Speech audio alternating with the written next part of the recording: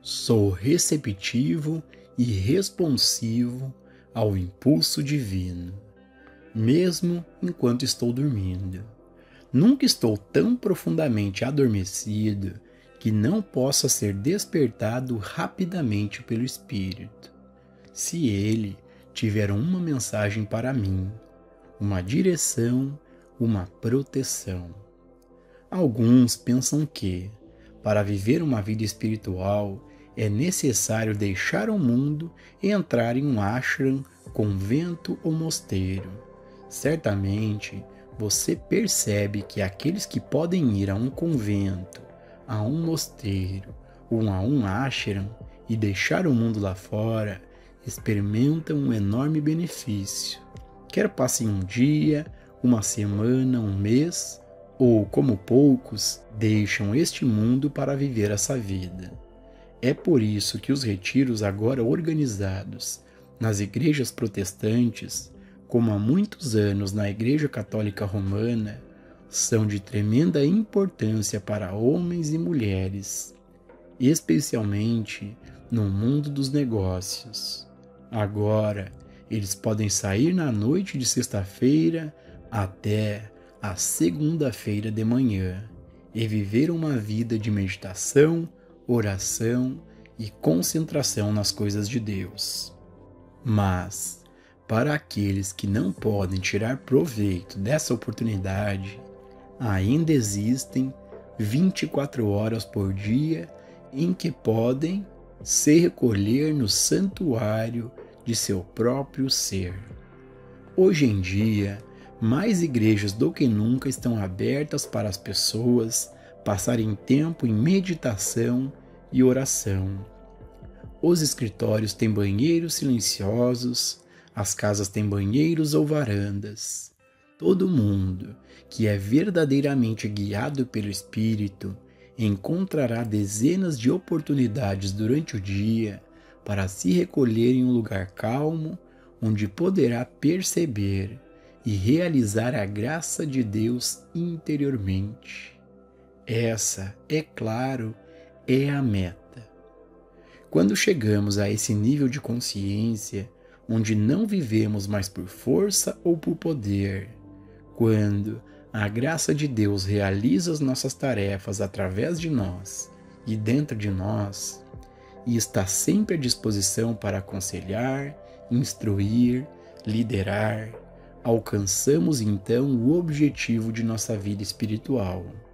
Não é necessário deixar o mundo, pois o Mestre Jesus disse: "Não peço que tires meus discípulos do mundo, mas eles não são do mundo como eu não sou." Portanto, neste momento de nosso desenvolvimento, nós, que estamos no caminho espiritual ou místico, não deixamos o mundo. Somos necessários nos negócios, nas escolas, na política, nos tribunais, permanecendo sempre na presença de Deus. Existem aqueles que servem à humanidade de fora da atividade habitual deste mundo e são uma grande bênção, pois foram chamados para esse modo de vida. Mas, até sermos chamados, devemos permanecer no mundo, mas não sermos dele. Vivemos séculos em que o trabalho religioso do mundo foi realizado por padres e rabinos, e o resto do povo era leigo. Esse dia está rapidamente desaparecendo. Assim, ainda haverá padres e rabinos para servir como professores, aqueles que lideram o caminho e estão na vanguarda. Eles instruirão e mostrarão os frutos da vida espiritual por meio de seu exemplo. Mas, se cada um de nós não se tornasse padre, ministro ou rabino, fracassaríamos em nossa missão, pois se pretende que todos vivam pela graça. Todos serão o reino de Deus. Todos devem ser ministros de uma forma ou de outra, não para servir como ministros de uma igreja, mas para ministrar onde estão, nos negócios, nos tribunais, na sala de aula, mostrando a mesma integridade espiritual que se espera de seus ministros, transmitindo a mesma luz espiritual, exemplificando as mesmas qualidades semelhantes a Cristo, que transformam este mundo no céu. Como você sabe, o trabalho do Caminho Infinito data da época em que me foi mostrado que a razão das discórdias do mundo é que Deus está presente apenas onde Deus é percebido e realizado. O resto do mundo pode queimar, o resto do mundo pode entrar em guerra e ser baleado em pedaços. O resto do mundo pode ser bombardeado. Deus não está interferindo nisso. As orações pela paz, que estão sendo ditas o tempo todo, se é que podem ser dignificadas com este nome, são ineficazes. Rezou-se pela paz por muito tempo antes do dia do Mestre Jesus, mas ela nunca foi alcançada. A razão é que Deus está onde Deus é percebido. Onde Deus é percebido e realizado, a graça de Deus está em expressão. Onde quer que você encontre grupo de pessoas que alcançaram a realização de Deus, encontrará paz, integridade, saúde, segurança e proteção. Você descobre que não estão à mercê ou capricho dos homens. É literalmente verdade que você não precisa temer o homem cuja respiração está nas narinas. Não precisa temer o que o homem mortal pode fazer a você, se você alcançou esse contato interno com o Pai. Paulo revelou muito disso quando deixou claro que você não é filho de Deus, a menos que o Espírito de Deus habite em você. Ele deixou muito claro que um ser humano não pode agradar a Deus e não vive sob a lei de Deus. Mas, quando esse mesmo ser humano recebe o Espírito de Deus, ele se torna filho de Deus. Ele vive sob a graça de Deus. Portanto, cabe a nós não andar por aí falando sobre Deus, especulando sobre Deus, mas alcançar a realização de Deus vivendo, nos movendo e tendo nosso ser nesta palavra, até que o próprio Espírito assuma e comece a viver nossa vida. Aqui também foi Paulo quem disse: vivo não mais eu, Cristo vive em mim. E o Mestre disse: eu de mim mesmo nada posso fazer. Se eu falo de mim mesmo, dou testemunho de uma mentira. É o Pai dentro de mim que faz as obras.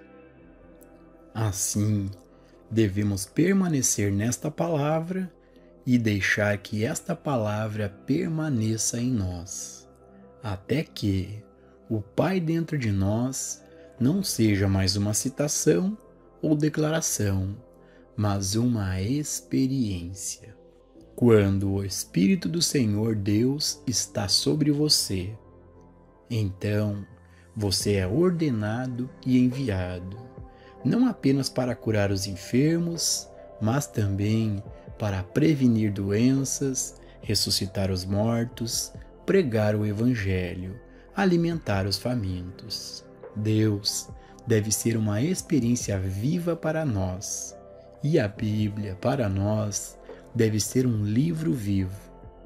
Veja, se lemos o Antigo Testamento e voltamos à história de Moisés, encontramos esse povo hebreu que, ostensivamente, era muito religioso, que sempre teve certeza de que seu Deus estava fazendo algo por eles.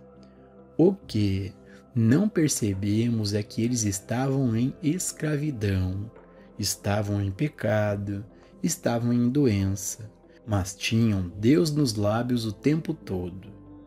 Mas, quando Moisés recebeu a percepção e a realização de Deus, a iluminação, esse homem foi capaz de levar toda a nação para fora de sua escravidão. Mas não mantê-los fora, ó não.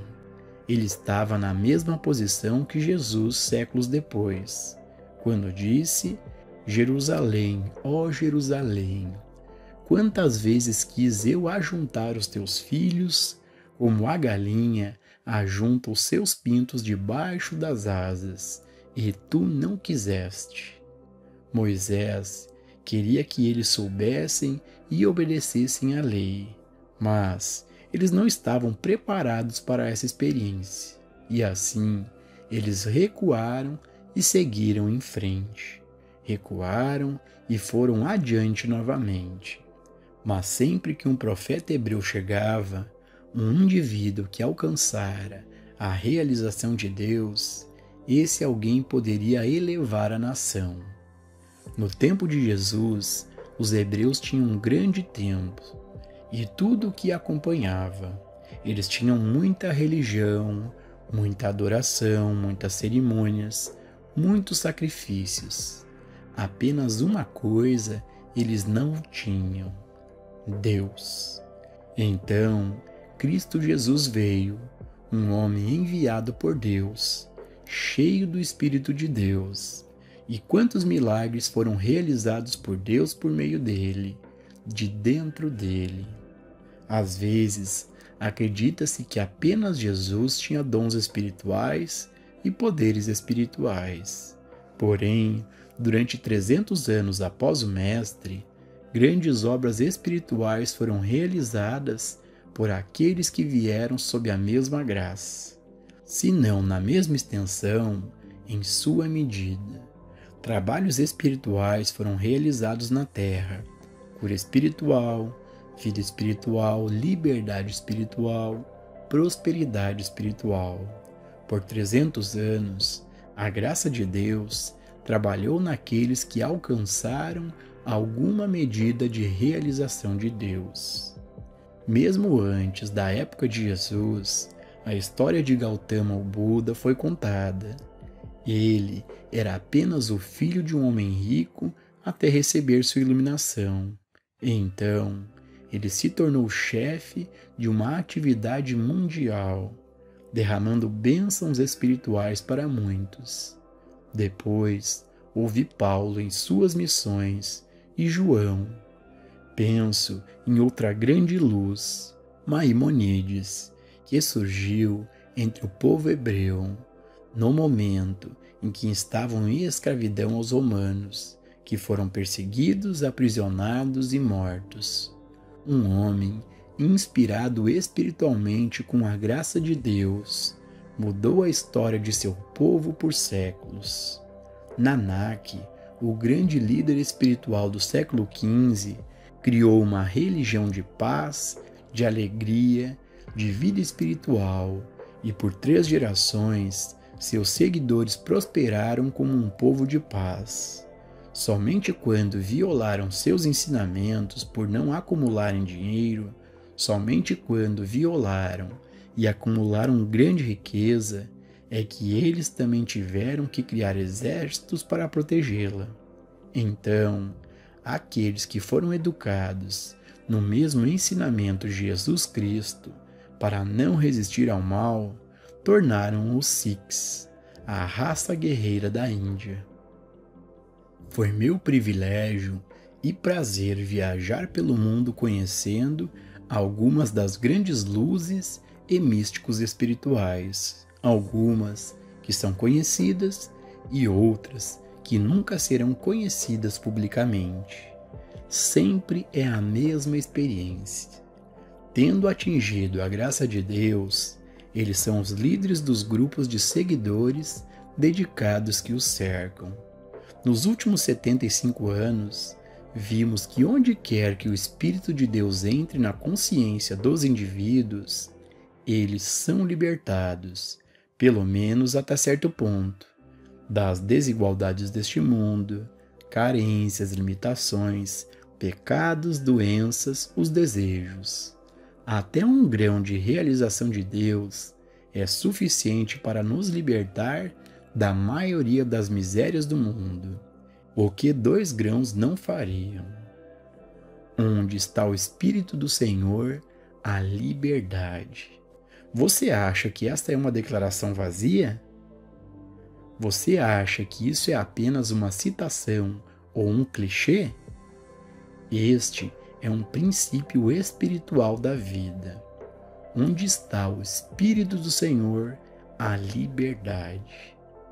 Onde está o Espírito do Senhor? Onde é percebido e realizado. Você pode dizer sinceramente que preenche todo o espaço. De fato, sim, mas o mesmo aconteceu com a eletricidade antes de ser conectada para fornecer energia elétrica, luzes elétricas e todos os outros usos. Deus preenche todo o espaço, mas a atividade de Deus está somente onde Deus é percebido e realizado, na consciência daqueles que vivem na palavra e deixam que a palavra viva neles. E temos autoridade para isso. Se você não permanecer nesta palavra e não permitir que esta palavra permaneça em você, você será como um galho da árvore, que é cortado e murcha. Ninguém pense que a parte da raça humana que não vive na palavra e não deixa a palavra viver dentro de si, não seja aquele ramo que é cortado e murcha.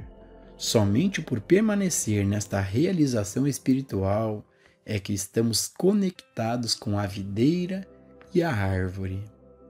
O capítulo 15 de João resume toda a vida de um místico. Contém o segredo da vida harmoniosa, imortal e eterna do homem, mesmo na terra. Se você permanecer nesta palavra, se você permanecer em mim e me deixar habitar em você, você dará frutos ricos, pois você é o ramo, eu sou a videira e Deus é a árvore. Se você não mantiver a palavra de Deus na sua testa, no seu braço e na entrada de sua casa, você será como um galho da árvore que é cortado e murcha. Você viverá uma vida de acaso, uma vida regida pela estatística. Hoje, todo mundo se tornou uma estatística. Todos sabemos onde podemos descobrir quanto tempo vamos viver ou quais são nossas chances de um acidente. Nós somos estatísticas. O homem espiritual não é uma estatística.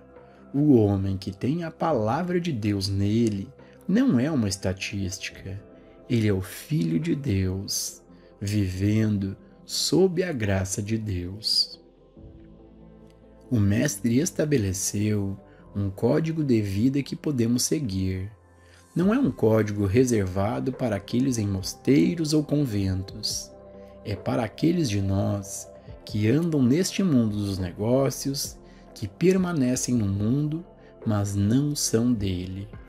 Podemos prosperar em nossos negócios, em nossas profissões, em nossas artes e nossas ciências, pela presença de Deus. Podemos ser protegidos, alimentados, mantidos e sustentados pela presença de Deus.